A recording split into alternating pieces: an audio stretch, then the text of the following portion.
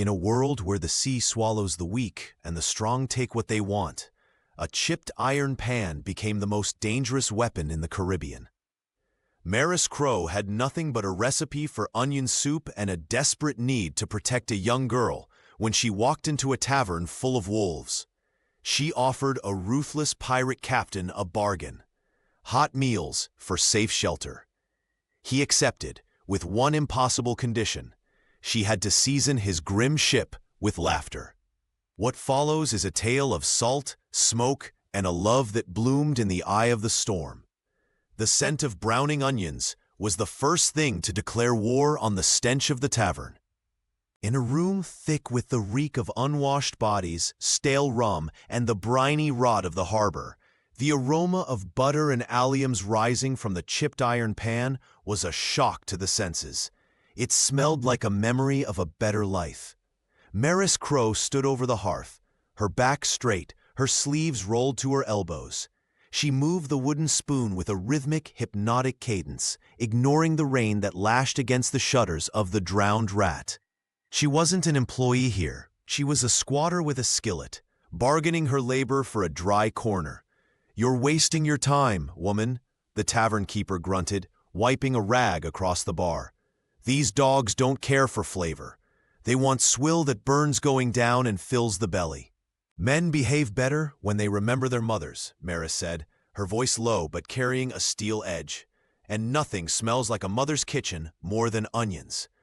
She didn't look up as the heavy oak door groaned open. The wind howled, extinguishing 2 candles, and a silence swept through the room that had nothing to do with the weather. Maris felt the shift in air pressure before she saw him.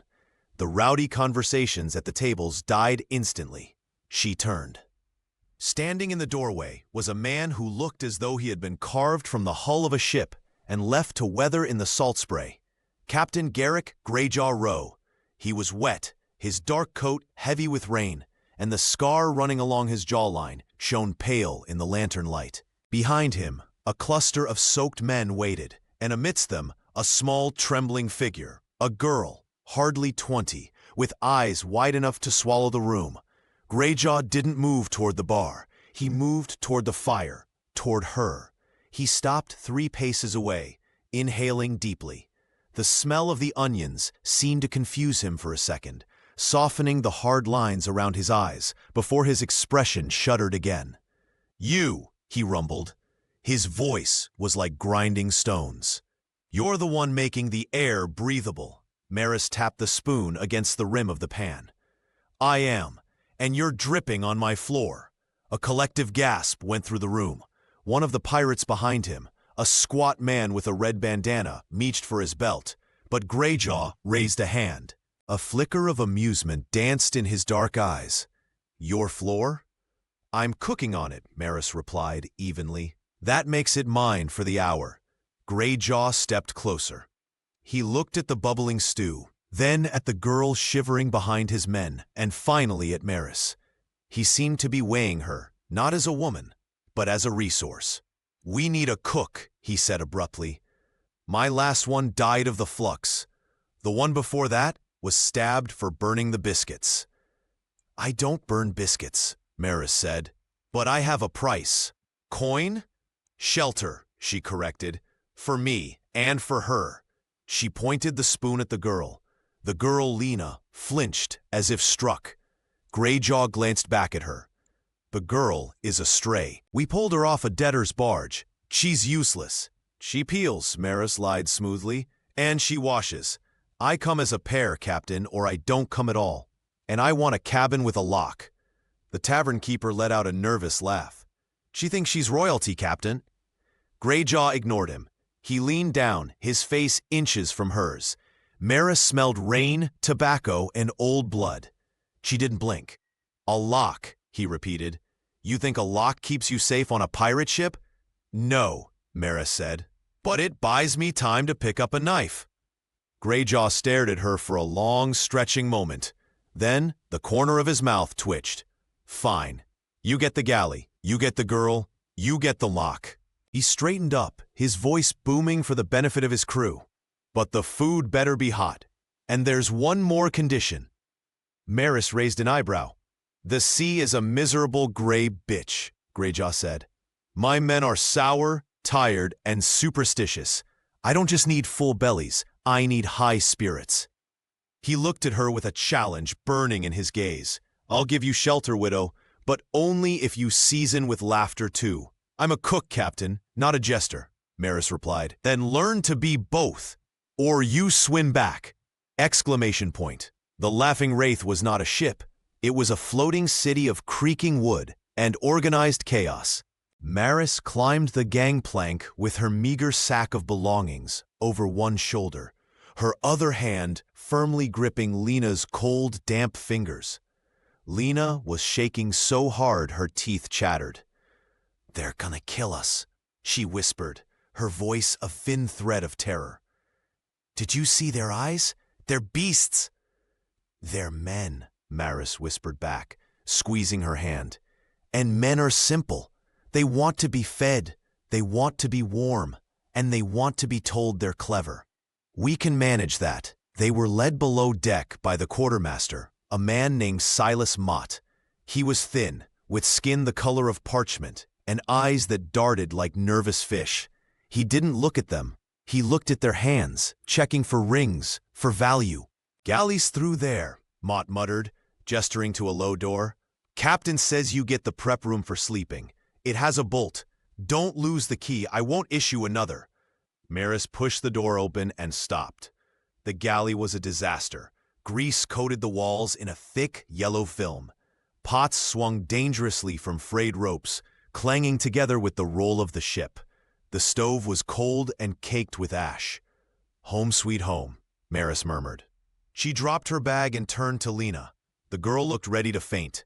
Maris took Lena's face in her hands, forcing the girl to look at her. Listen to me, Lena. Fear is useful, but only if it makes you sharp. If it makes you freeze, it's poison. I need you to find a bucket. Can you do that? Lena blinked, tears caught in her lashes. A bucket? A bucket. Soap, rags. We aren't sleeping here until I can see the wood of the floor. Work was the antidote. Maris knew this. As they scrubbed, the rhythm of the brush against the wood began to settle Lena's breathing. By the time the sun set, turning the port light into a disk of blood orange, the galley smelled of lye and lemon peel instead of rot. Maris was lighting the stove when the door banged open. A massive sailor with no neck and a beard braided with copper wire stood there. He held a sack of grain. Captain wants dinner, he grunted, dropping the sack. It split, spilling weevil-ridden flour onto the clean floor. Maris looked at the flour. She looked at the sailor. You have a name? She asked calmly. Bav, he spat. Well, Bav, she said, picking up a broom. You have two choices. You can sweep that up, or you can explain to Captain Rowe why there's sand in his stew tonight. Bav sneered, stepping forward. I don't take orders from a skirt. And I don't cook for clumsy oafs who waste my grain, Maris retorted, leaning on the broom like a staff. The captain said to season with laughter. Watching you sweep in that apron would be very funny. Bav blinked. He looked at the apron, hanging on the hook, a frilly, stained thing left by the previous cook. A snort of laughter came from the doorway. Two other sailors had gathered to watch. Bav turned red. He snatched the broom from her hand, swept the flour into a pile with 3 angry strokes, and stormed out. Dinner in an hour, Maris called after him. Lena was staring at her, wide-eyed. How did you do that?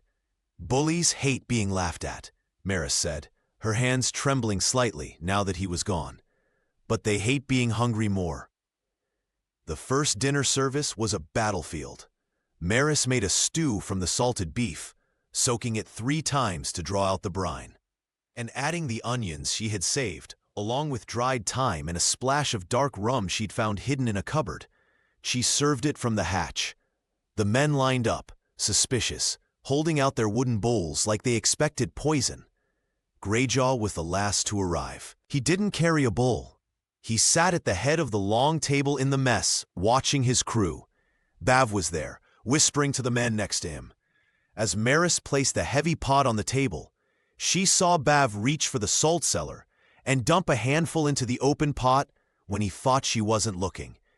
It was a classic hazing. Ruin the food, blame the cook. Maris didn't shout. She waited until Greyjaw dipped his spoon in.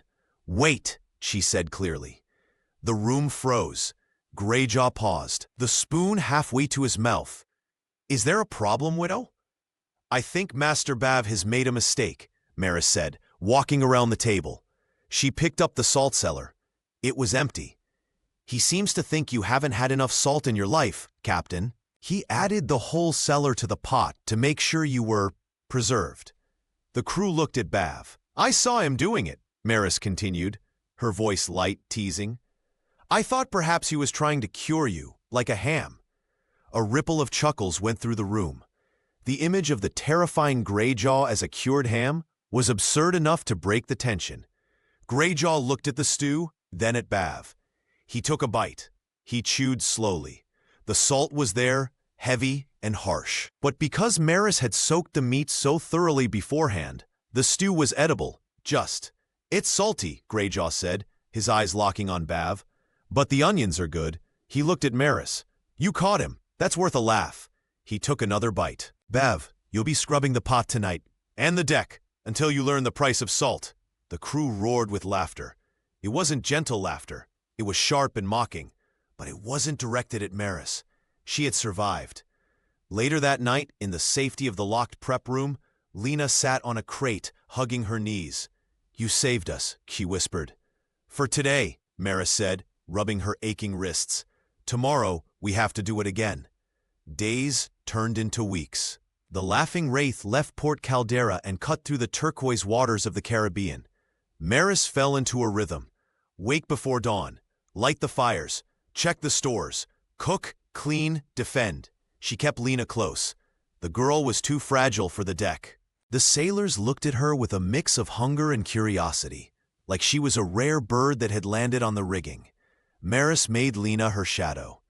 "Here," Maris said one afternoon, handing Lena a bowl of fennel seeds.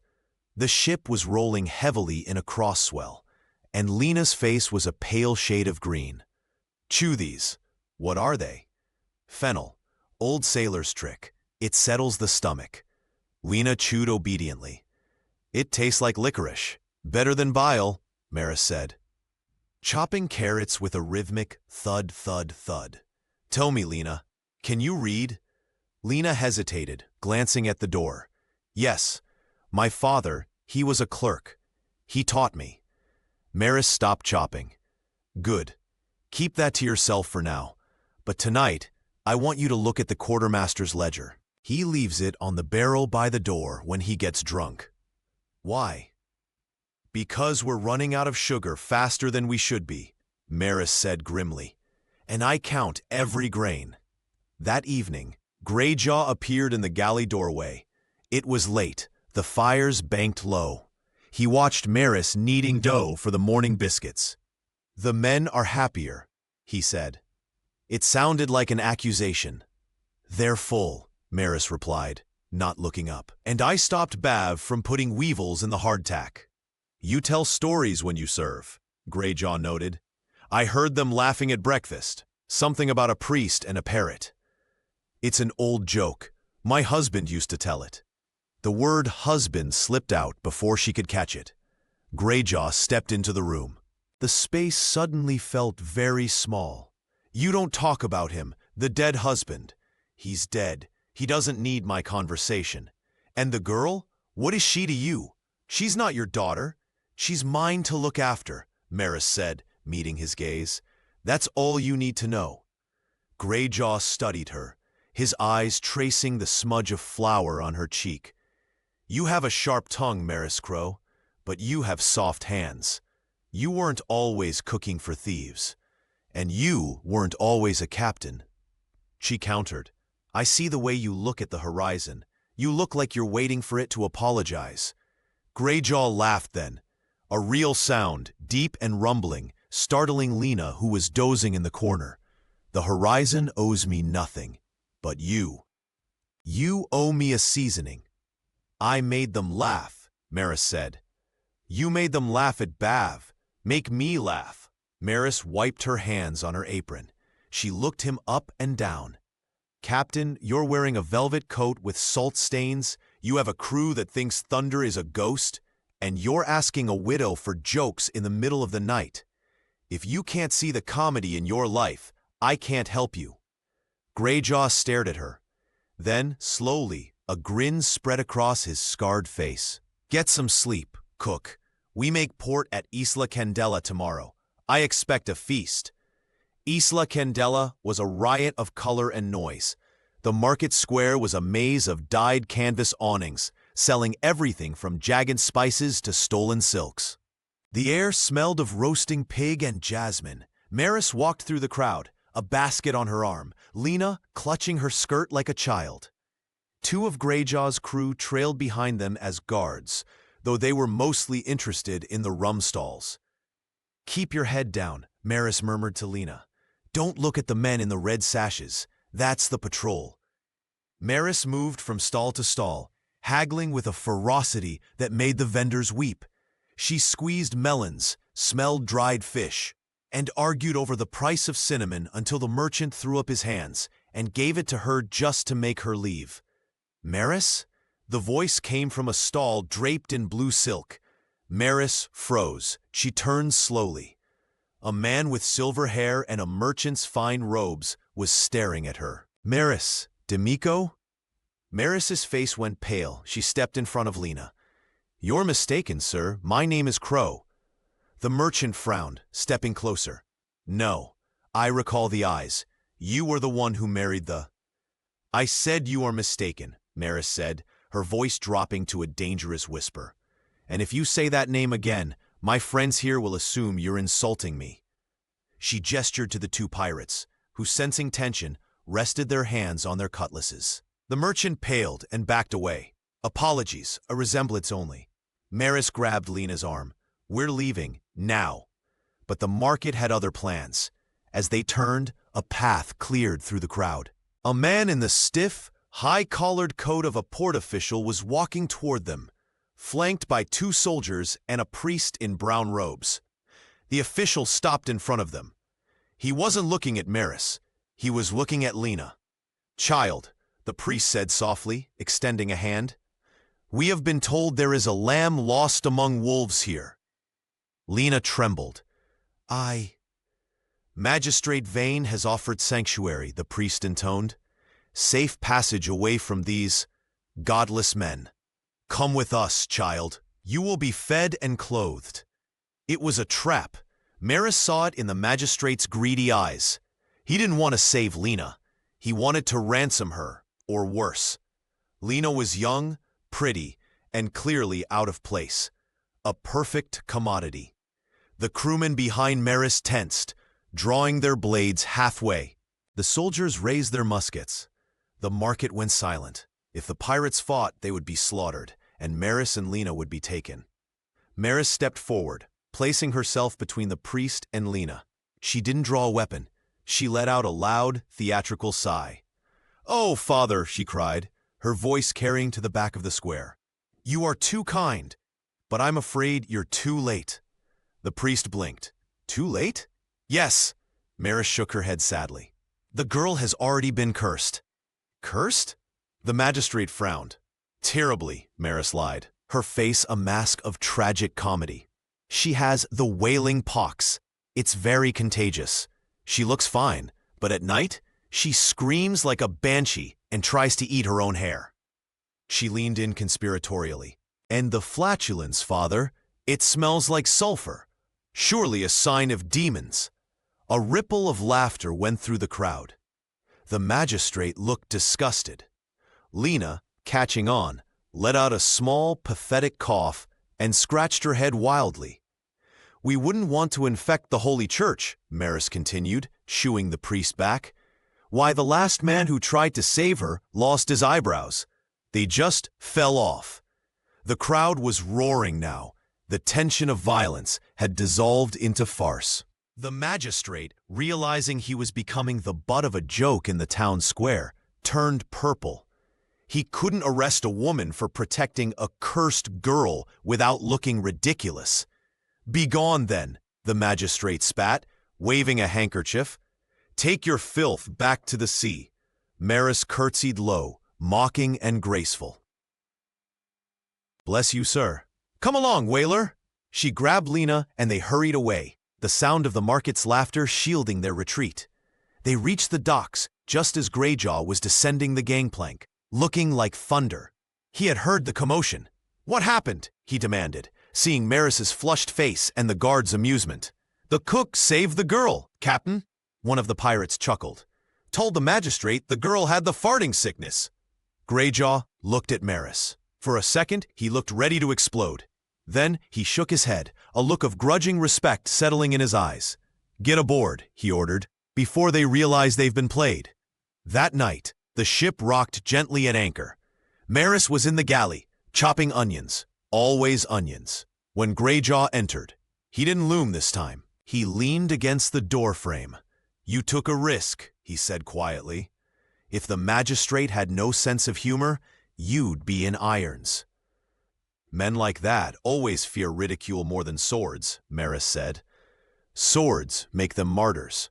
Laughter makes them fools. You protected her. I told you, we come as a pair." Greyjaw walked over to the table. He reached into his pocket and pulled out a small tin box. He placed it on the cutting board. "Open it." Maris wiped her hands and opened the tin. Inside was a pinch of saffron, red gold, worth more than the ship itself. "I found it in the market," Greyjaw said. "For the rice. The men, they need something good after today." Maris looked up at him. The gift wasn't just for the men. It was an offering, a recognition of the battle she had fought and won without spilling blood. "I can make a paella," she said softly. "Do that," Greyjaw said. He turned to leave, then paused. "And Maris." "Yes, Captain?" "That story about the eyebrows falling off, was that true?" "No," Maris smiled. The first genuine smile she had given him. "But looking at you, Captain, I wonder if you've had a run-in with the pox yourself." Greyjaw touched his scarred, stubbled jaw and actually chuckled. "Shelter is yours, Maris Crow. But don't think you can charm the sea forever." "I don't need forever," Maris whispered as he left. "I just need tonight." She poured the saffron into the pot. The water turned a brilliant, hopeful gold. The saffron paella was a miracle in a pot. In the dim, swinging light of the mess deck, the rice glowed like pirate's gold, studded with the shellfish Maris had haggled for and the chunks of salted pork she had soaked until tender. The crew ate in a silence that was almost religious. For men used to hardtack that had to be banged against the table to dislodge the worms, this was not just a meal. It was a reminder that they were alive. Maris stood by the hatch, arms crossed, watching them scrape their wooden bowls. Greyjaw sat at his usual place, eating with methodical precision. When he finished, he wiped his mouth with the back of his hand and looked at her. "The men are quiet," he said, his voice carrying over the low hum of the ship. "Their mouths are full, Captain," Maris replied. "It's the only time a sailor stops complaining." A ripple of laughter moved through the room, lazy, satisfied laughter. It was different from the sharp, jagged sound of the first night. This was the sound of a crew that felt lucky. Later, as Maris collected the bowls, Greyjaw stopped her. The mess had cleared, leaving them alone in the flickering shadows. "You have a way of making a little look like a lot," he said. "It's just rice and patience, Captain." "No," Greyjaw stood, his bulk filling the cramped space. "It's morale. You bought me loyalty tonight with a pinch of red flour.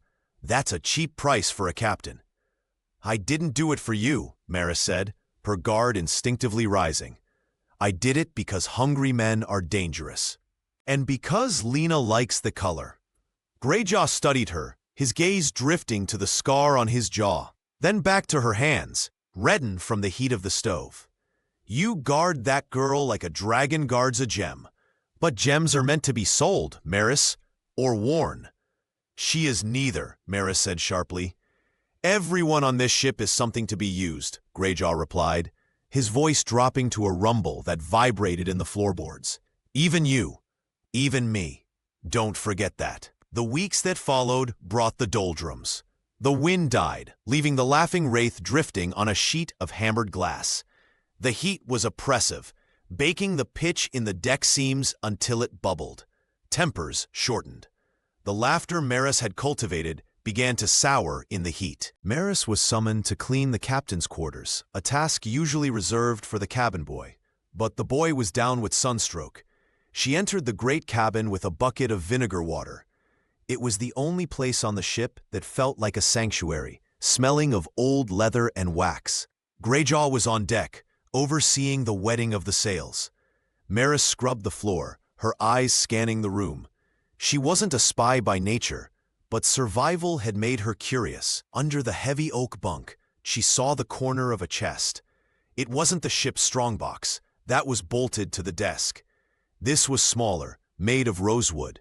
She shouldn't touch it. She pulled it out. It was locked, but the lock was simple, and Maris had learned a few things from the crew. She used a hairpin, twisting it until the mechanism clicked. Inside, she didn't find gold. She found bolts of silk, fine blue silk, the kind a lady would wear to a ball. Beneath the silk were jars of expensive unguents, rose water, and a second tin of saffron, larger than the first. And at the bottom, a chart. Maris unfolded the parchment. It was a map of the coastline, with a red line drawn to Porto Santo, a Spanish stronghold known for its wealthy governor and strict laws against piracy. A note was scrawled in the margin in Greyjaw's heavy hand.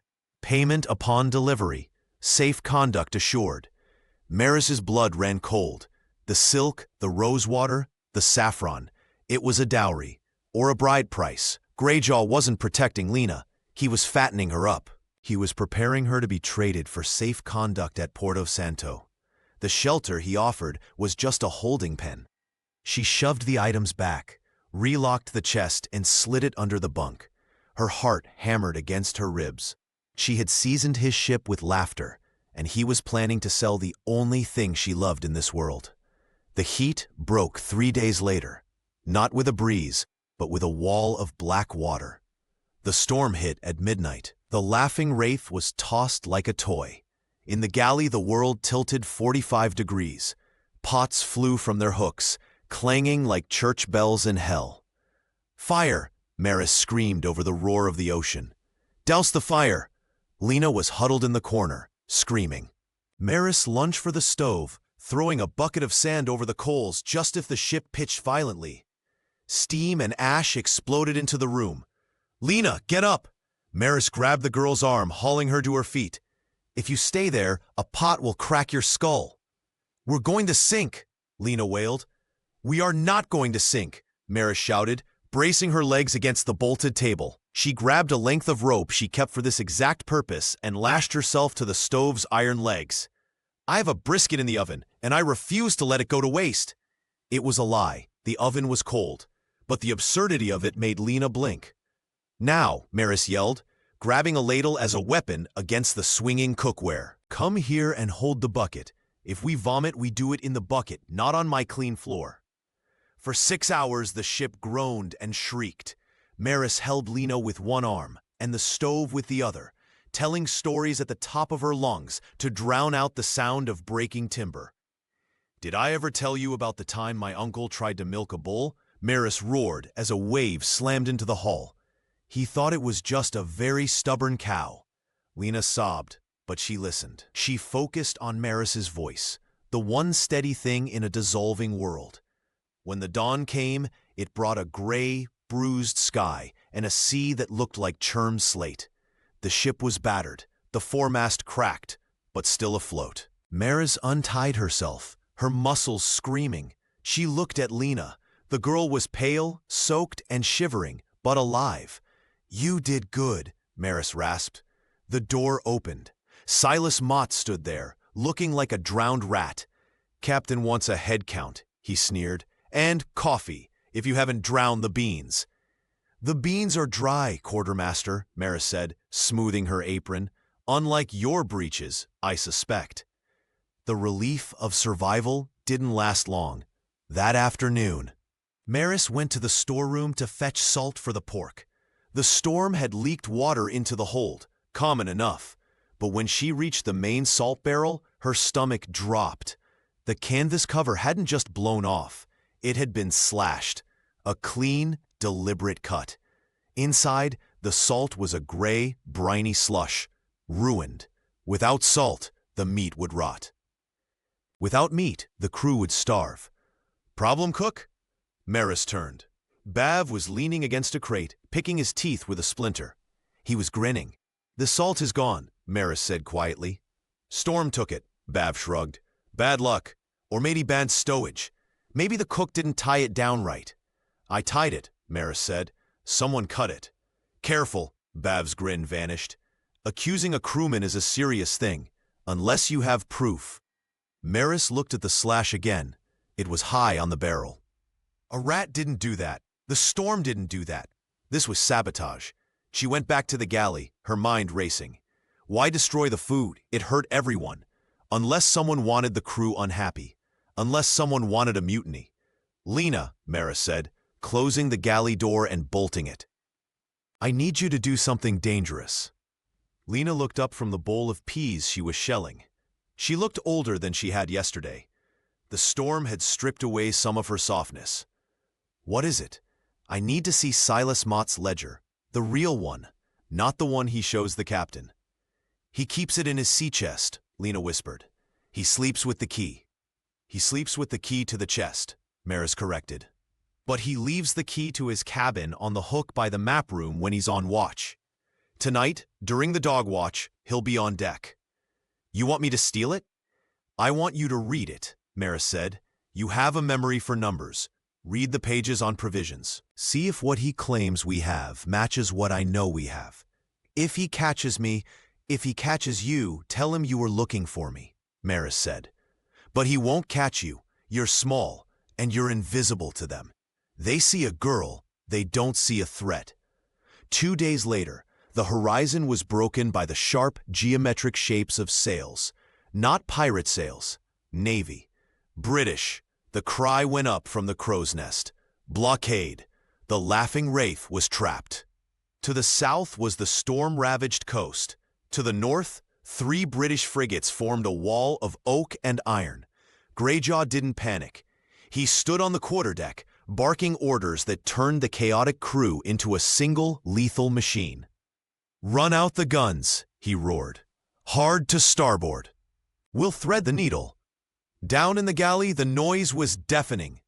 The cannons rumbled overhead, shaking dust from the beams. Stay here, Maris ordered Lena. Hide in the flour barrel if they board. Where are you going? Lena cried. The men are fighting, Maris said, grabbing a heavy pot of coffee and a basket of rum-soaked biscuits. They need to wake up. She went up to the gun deck. It was a hellscape of smoke, noise, and sweating bodies. The air reeked of sulfur and fear. Coffee, Maris yelled, ducking as a splinter of wood the size of a spear flew past her head. Hot and black. Put some fire in your belly.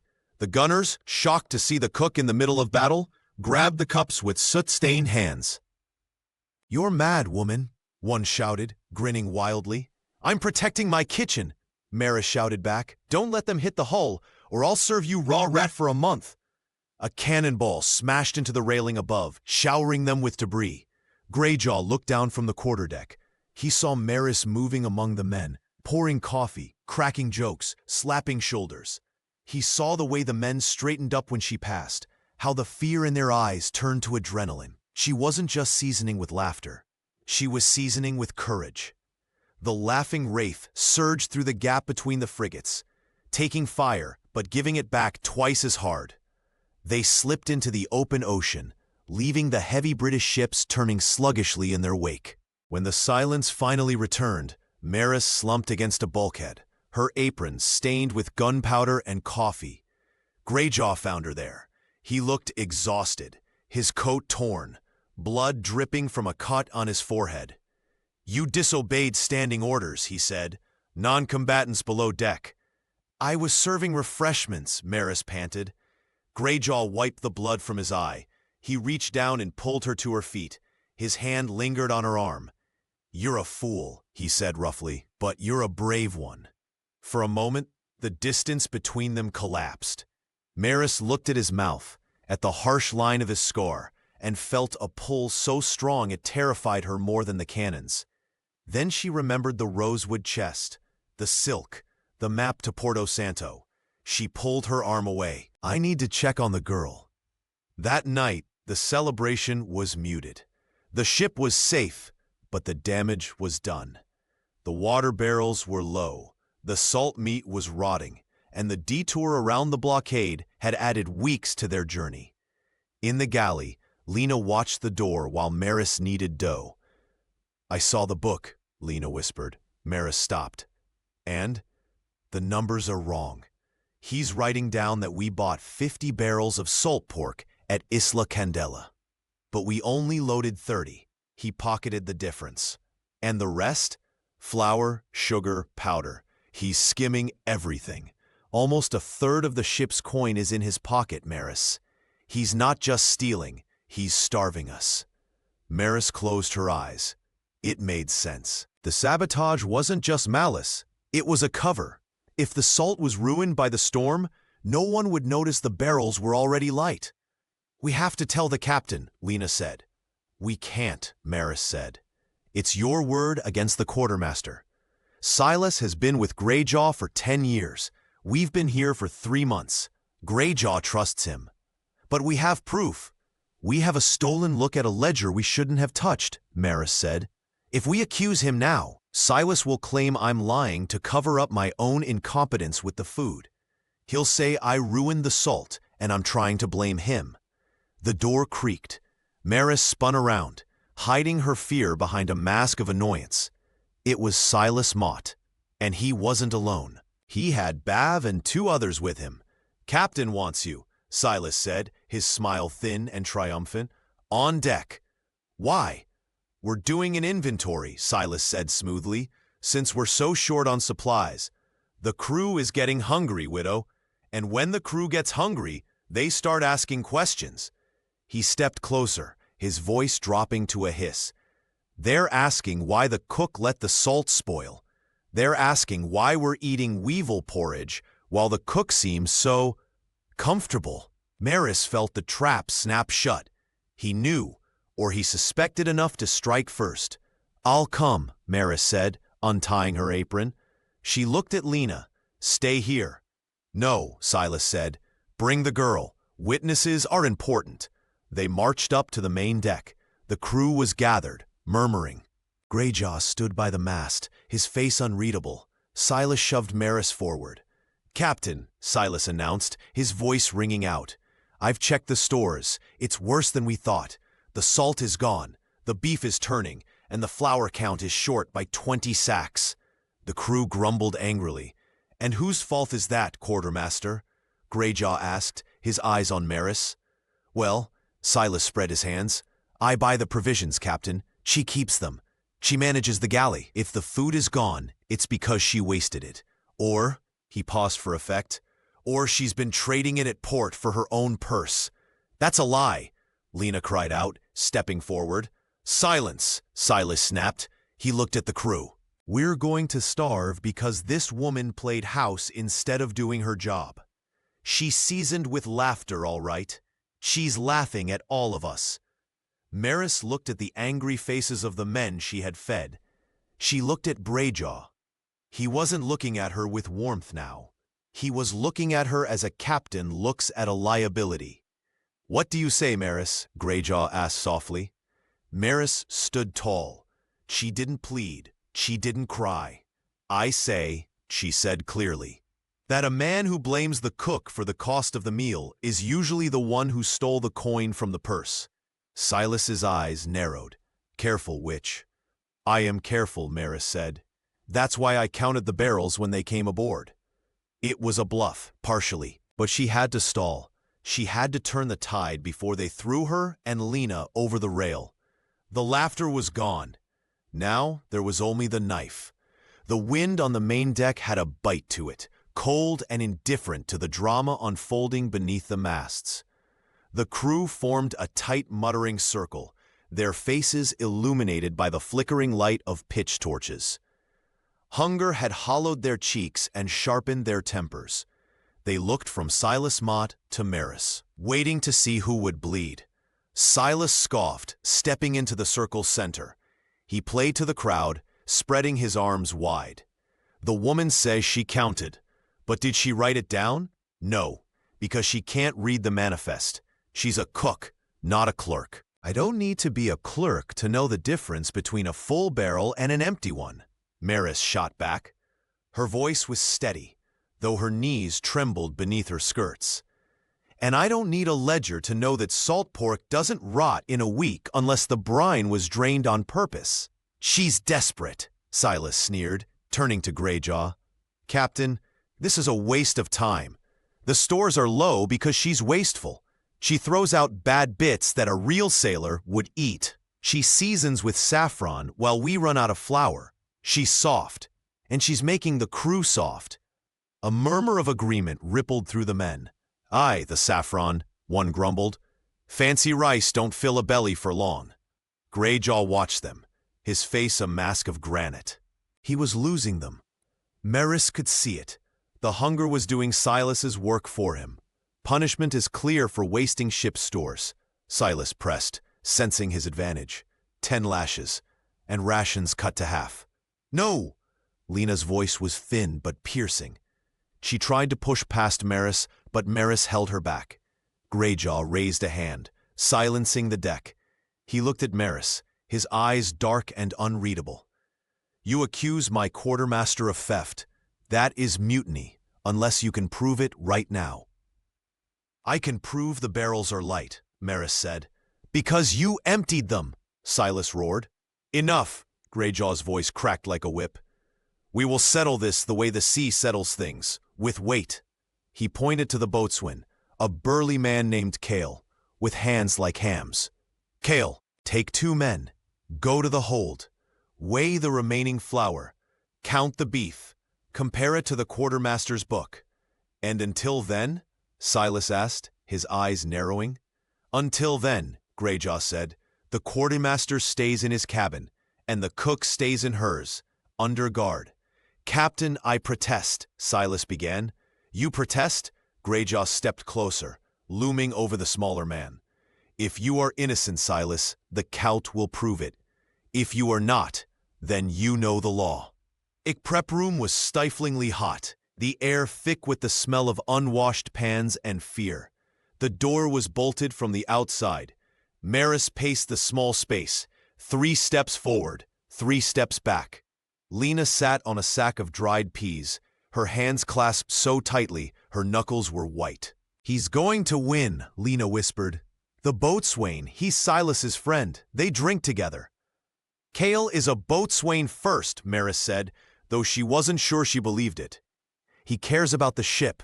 If the ship starves, he starves. Silas is smart, Lena said, her voice trembling. He wouldn't leave the evidence in the hold. He probably dumped the extra barrels overboard nights ago to hide the theft. Cale will find exactly what Silas wrote down. Empty space. Maris stopped pacing. She looked at the girl. You're right. I am? If Silas is skimming, he has to balance the books. He can't have physical barrels that don't exist in the ledger. And he can't have a ledger that claims barrels he doesn't have. He would have dumped the evidence. Maris sank onto a crate, burying her face in her hands. I played right into it. I asked for a count, and the count will show we are empty. It will look like I used it all. Maris, Lena said softly. I'm sorry, Lena. I tried to buy a shelter. I just bought us a cage. Maris, listen to me. Lena stood up. The fear was still in her eyes, but something else was there too, a hardness. I read the book, the real book. It doesn't matter. It's your word against his. I remember the numbers, Lena insisted. Not just the food, the weight, the displacement. Maris frowned. What? My father. He worked for the harbor master before the debts. He taught me how to calculate cargo fees based on the waterline. Silas wrote down that we took on 50 barrels of pork at Isla Candela. 50 barrels weighs nearly 8 tons. Maris stared at her. Go on. But in the pilot's log, the one near the map table, the draft was recorded when we left port. I saw it when I was cleaning. The ship was riding high. Too high for 50 barrels. Maris felt a spark of hope ignite in her chest. Physics, she breathed. You can lie to a ledger, but you can't lie to the water. We have to tell the captain. We can't get out, Maris said, looking at the heavy door. And even if we could, Silas will say you're lying about what you saw. Then we have to make him say it, Lena said. We have to make him lie about something everyone knows is true. Morning brought a gray, sullen light to the laughing wraith.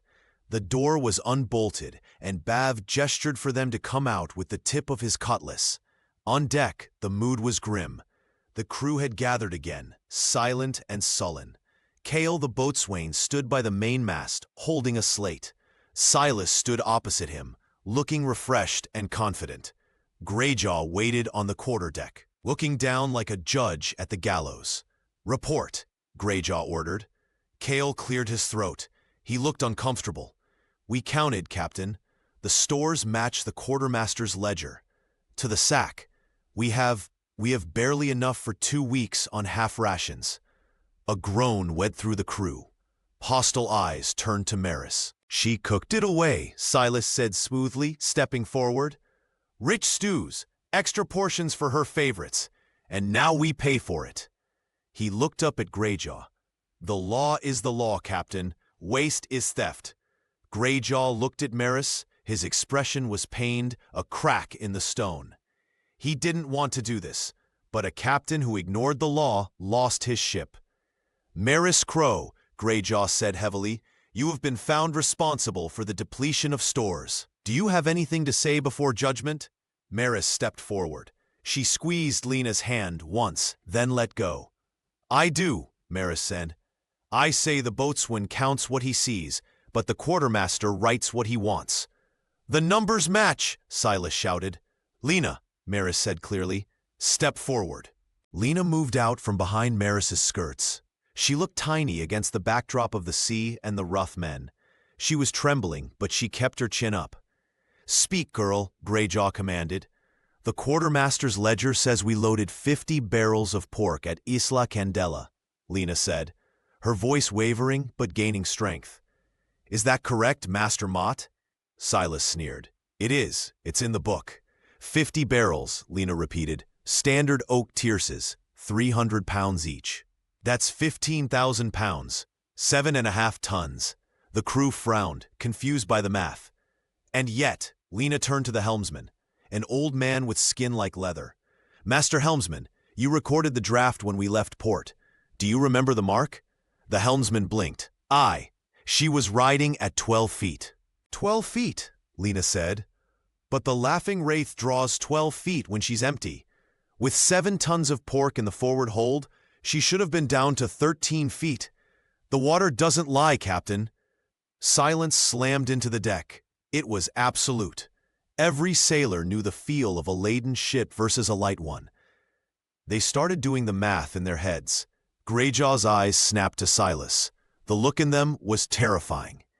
Is the girl right, Silas? Greyjaw asked. His voice dangerously soft.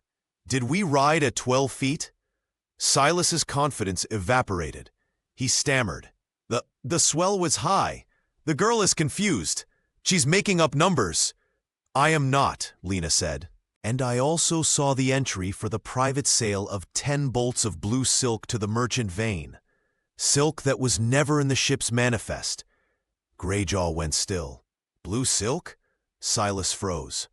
He looked at Greyjaw, and for the first time, true terror entered his eyes. He realized he had made a fatal mistake. The silk wasn't ship's cargo. It was the captain's private store, the secret chest.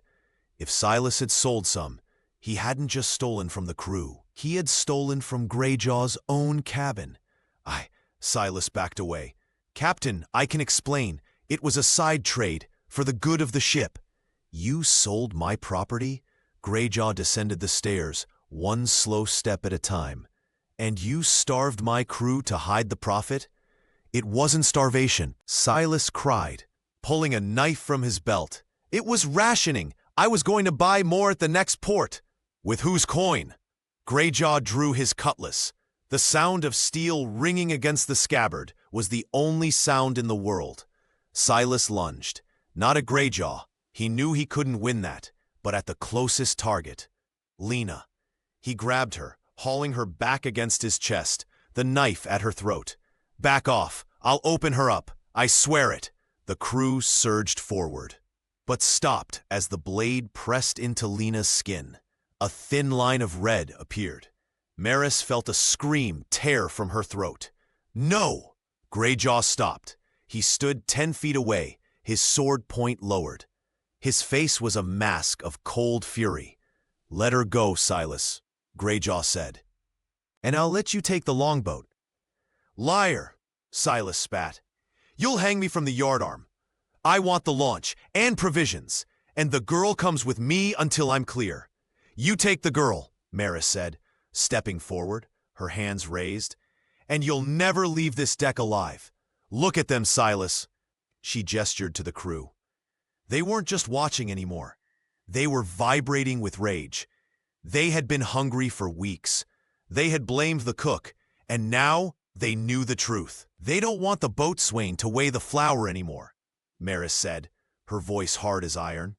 They want to weigh you. Silas's eyes darted to the men. He saw the murder in their faces. His grip on the knife slipped, just for a fraction of a second, as sweat slicked his palm. That was all Lena needed. She didn't scream. She didn't faint. She did exactly what Maris had taught her in the galley when handling a slippery eel. She stomped down hard on his instep with her heel and bit the hand holding the knife. Silas howled, jerking his hand back. Greyjaw moved. He was a blur of motion, faster than a man his size had any right to be. He closed the distance and drove the pommel of his sword into Silas's face. There was a sickening crunch of bone. Silas crumbled to the deck, unconscious before he hit the wood. Lena scrambled away, gasping for air. Maris was there in an instant, wrapping her arms around the girl, pulling her close. It's over, Maris whispered into her hair. It's over. Greyjaw stood over the fallen quartermaster. He looked at the crew. He stole your food, Greyjaw said. He stole your trust, and he threatened one of our own. One of our own. The words hung in the air. Maris looked up at Greyjaw. He wasn't looking at Silas. He was looking at her, and at Lena. Take him to the brig, Greyjaw ordered Cale. We'll decide his fate when we have full bellies. He sheathed his sword and walked over to Maris. He reached out, his hand hovering near her shoulder, then dropping. Is she hurt?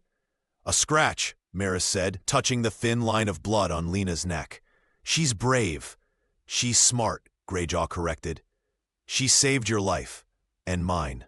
He looked at the sea, then back at Maris. His voice lowered so only she could hear. Blue silk, he murmured. She knew about the silk because you found the chest. Maris went still. There was no point in lying now. Yes, you picked my lock. I was cleaning. And you saw the map to Porto Santo. Yes, Greyjaw studied her face, searching for judgment. And you think I'm a monster who sells girls to Spanish governors? I think you're a man who survives, Maris said carefully. And I think survival makes monsters of us all eventually. Greyjaw let out a short, bitter laugh. The silk wasn't for a trade, Maris. And neither was the girl. The governor of Porto Santo is my brother. The only family I have left who isn't hanged or drowned. I was taking her there because it's the only place in the Caribbean where a girl like that can learn to be something other than a victim or a whore. Maris felt the breath leave her lungs. You were taking her to school? To a convent school, safe, walled, boring. Greyjaw's eyes were intense. I wasn't selling her. I was saving her, because you asked for shelter, and a pirate ship is no shelter for a dove. Maris stared at him, shame flushing her cheeks. She had misjudged him completely. She had thought him a trafficker, when he was trying to be a guardian.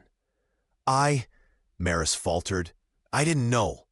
No, Greyjaw said, turning away. You didn't ask. You just assumed the pirate was the villain. He walked toward the helm, barking orders to set a new course. Maris watched him go, feeling the distance between them stretch out again, wider than before. She had won the battle for the ship, but she had lost the captain's trust, and she realized, with a sudden aching clarity, that she didn't just want his protection anymore. She wanted his forgiveness.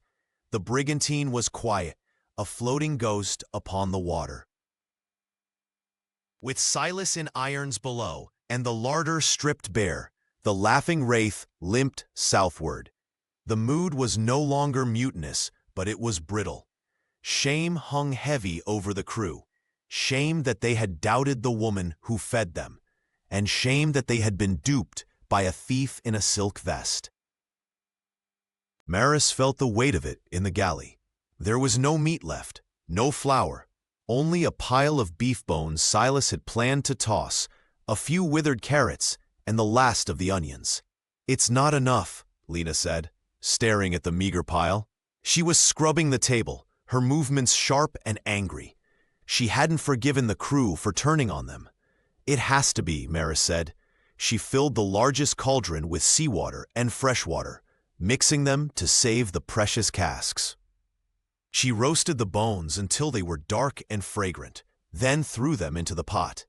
Hunger breaks men, Lena, but sharing a lack of food, that can bind them.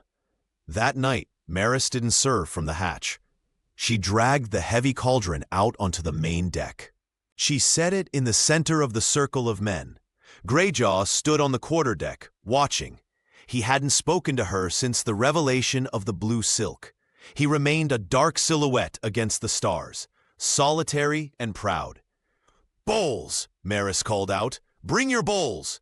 The men hesitated. "It's just broth," Maris announced, her voice carrying over the wind. "Bone broth. It's what you feed invalids and children. Since you acted like children yesterday, it fits." A few chuckles broke the silence. Hesitant, rusty laughter. "Come on," she urged. "It's hot, and it tastes like, well, it tastes like we're still alive." One by one they came. They dipped their cups. The broth was thin, but rich with marrow and the sharp, sweet bite of caramelized onions. As they drank, the tension in their shoulders dropped. Maris filled a bowl and walked up the stairs to the quarterdeck. She held it out to Greyjaw. "I'm not hungry," he said, staring at the horizon. "Liar," Maris said softly. "You're starving. You think penance means fasting. It doesn't. It means fixing what's broken." Greyjaw looked at the bowl, then at her. His eyes were tired. "I kept secrets, Maris. A captain has to. And I assumed the worst. A widow has to," she countered. "We were both protecting what we thought was ours. Drink the soup, Garrick." It was the first time she had used his given name. He took the bowl. Their fingers brushed, a spark of heat that had nothing to do with the soup. He drank, lowering the bowl with a sigh. "We make Porto Santo in 2 days," he said quietly. "My brother will take the girl. She'll be safe. And you can stay there too. The convent has a kitchen. They'd be lucky to have you." "Is that what you want?" Maris asked. "To leave me in a convent?" Greyjaw looked at her, his expression raw. "I want you safe, and I am not safe, Maris. I am a target." "Captain!" The shout from the crow's nest shattered the moment. "Sail ho! Astern! She's flying black and gold!" Greyjaw spun around. Raising his spyglass, he cursed. "It's a hunter, a heavy sloop." Maris squinted into the gloom. "Who?" "Magistrate Vane." Greyjaw grimaced. "He didn't like your joke at the market, Maris. He's come for the punchline." Oh shit, the battle began at dawn. The hunter ship, faster and fresh, closed the distance with terrifying speed. Cannons thundered, the sound ripping through the morning mist. "Get below!" Greyjaw roared at Maris as splinters rained down on the deck. "No!" Maris shouted back. She grabbed Lena, pulling her into the shelter of the galley doorway. "The hull is rotting. If we go below and take a hit, we drown in the dark. I'm staying here." The ships collided with a grinding screech of timber. Grappling hooks flew through the air, biting into the Wraith's rail. "Repel boarders!" Kale screamed. Magistrate Vane's mercenaries swarmed the deck. They were well-paid killers in clean uniforms, fighting a crew of starving pirates. But the pirates had something the mercenaries didn't. They had the broth in their bellies, and they had a debt to pay. Maris watched from the galley door. She saw Bav fighting with a broken oar. She saw Kale swinging a chain, and she saw Greyjaw in the center of the storm. A whirlwind of steel, fighting 3 men at once. Then she saw Vane. The magistrate had boarded. He wasn't fighting, he was looking. His eyes locked on the galley, on Lena. "There!" Vane shouted, pointing his sword. "Get the girl and kill the witch." 2 mercenaries broke away from the melee and charged the galley. Lena screamed, backing into the prep room. Maris didn't back up. She looked at the stove. The pot of bone broth was still simmering, scalding hot. "Lena, the ladle." Maris barked. Lena froze. "The ladle, girl!" Lena grabbed the long iron ladle and slapped it into Maris's hand. The first mercenary lunged. Maris didn't parry. She scooped a ladle full of boiling grease and broth and flung it with perfect aim. The man howled, dropping his sword as the scalding liquid hit his face. He stumbled back, blinding his companion. "Get out of my kitchen!" Maris screamed, wielding the ladle like a mace. She cracked the second man across the nose with the heavy iron bowl. The crew turned. They saw their cook fighting. They saw the witch defending her domain. "For the cook!" Bav roared. The cry went up across the deck. "For the cook! For the Wraith!" The starving pirates fought with renewed frenzy. They pushed the mercenaries back. Greyjaw, hearing the cry, cut down his opponents and turned toward the galley. He saw Vane advancing on Maris, a pistol in his hand. "Maris!" Greyjaw shouted. Vane leveled the pistol. Greyjaw didn't think. He threw himself across the gap, tackling Vane just as the gun went off. The shot cracked like thunder. Greyjaw jerked, but his momentum carried Vane to the deck. They grappled, rolling near the rail. Greyjaw, wounded but fueled by a rage that burned colder than the sea, drove his fist into Vane's face, once, twice, 3 times. He hauled the magistrate up by his collar and threw him over the rail. "Clear the deck!" Greyjaw bellowed, clutching his side. "Cut the lines!" The crew hacked the grappling ropes. The laughing Wraith peeled away, leaving the hunter ship in disarray, its captain swimming in the wake. The sun was setting by the time the silence returned. The deck was washed of blood. Maris was in the captain's cabin, her hands steady as she stitched the furrow in Greyjaw's side. The bullet had grazed a rib but passed through. He sat on the edge of his bunk, his shirt off, watching her work. He winced as the needle pulled tight. "You have a heavy hand, widow," he grunted. "And you have a thick hide, pirate," she retorted, tying off the thread. She wiped her hands on a rag, her composure finally cracking. Her fingers trembled. Greyjaw caught her hand. "You took a bullet," she whispered. "You stupid, stubborn man. You took a bullet." "You defended the ship with soup," he smiled weakly. "I had to do something to keep up." "We're alive," she said, the reality sinking in. "We are." Greyjaw ran his thumb over her knuckles. "We'll be at Porto Santo tomorrow. The convent—" "No," Maris said. Greyjaw frowned. "Maris, Vane will come back. The sea isn't safe." "The convent isn't safe either," Maris said. "Walls don't keep out the world, Garrick. People do. Loyalty does." She looked at the door, where Lena was waiting outside with a ledger, the real ledger, which she had already started organizing. "Lena doesn't want to embroider handkerchiefs for nuns," Maris said. "She wants to learn navigation. She told me she likes the math of the stars." "A female quartermaster?" Greyjaw raised an eyebrow. "The men will talk." "Let them talk," Maris said. "They'll listen when she proves she can make them rich. And they'll listen to me because I feed them." "And what about you?" Greyjaw pulled her closer, until her knees bumped against his legs between hers. "What do you want, Maris? You asked for shelter. You asked for a roof." "I have a roof," she said, looking around the cabin. It leaks, and it sways, and it smells of tar. But it's mine. She looked into his eyes, seeing the man beneath the legend. The man who had tried to save a girl. The man who had taken a bullet for her. "I don't want to be safe, Garrick," she whispered. "I want to be known. I want to be where I matter. And I matter here." Greyjaw let out a breath he seemed to have been holding since the day she walked into the tavern. "The bargain stands then," he said, his voice rough with emotion. "You cook. You season with laughter." "And you?" Maris asked. "I listen," he said, "and I make sure no one interrupts the joke." He leaned in, and this time there was no hesitation. He kissed her.